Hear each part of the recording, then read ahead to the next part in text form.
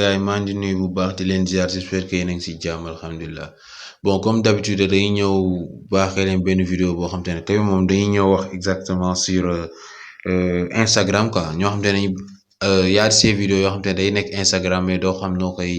télécharger ainsi de suite donc sans plus tarder dañuy dugg Instagram wala exactement ni ñu télécharger vidéo boo xam te ne Instagram la jógee donc avant tout n'hésitez pas à vous abonner à aimer cette vidéo quoi incha allah donc nañ dugg Instagram soo leen duggee Instagram. Donc dañuy dem exactement fu ñuy fu vidéo yi nekk quoi voilà donc patienter page yu ubbeeku rapidement voilà gis ngeen donc soo leen duggee Instagram fii ngeen di bës fii xaaral ma indiquer leen ko ngeen gis fii si suuf fii nii vidéo yi soo leen bësee vidéo yi ngeen patienter mu chargé ngeen défiler voilà gis ngeen. Donc exemple fekkee vidéo bi ngeen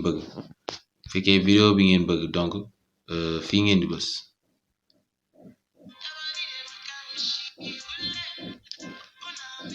da ngeen di bës fii mooy gis ngeen fii 3 points ngeen di gis ni 3 points ngeen di gis ni fii foofu ngeen di bës soo leen bësee 3 points dañ leen ne copier le lien wala enregistrer wala partager ngeen di bës copier le lien soo leen bësee copier le lien après da ngeen di génn Instagram soo leen génnee Instagram donc ngeen dugg Google Chrome soo leen duggee Google Chrome donc bàyyi moon leen nouvelle page voilà soo leen duggee Google Chrome ngeen ñëw fii soo leen ñëwee ba fii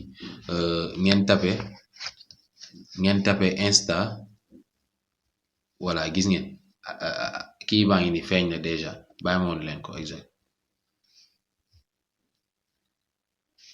moo ngi ni Insta pardon dama jum voilà lien baa ngi ni site baa ngi nii quoi site baa ngi ni instadownload.com donc bii ngeen di bës donc après ngeen xool noonu koy saisir ba ngeen egsi fii quoi donc après ngeen bës si deuxième lien bu ngeen di gis nii bii foofu ngeen di bës donc day permettre nga mën a télécharger vidéo yoo xamante ne Instagram la jógee te en plus soo ko télécharger day ñëw direct ba si sa galerie quoi voilà après nga ñëw fii soo ñëwee ba fii nga bës coller gis ngeen mooy coller fu mu fañ noonu foofu laay bës exactement patienter leen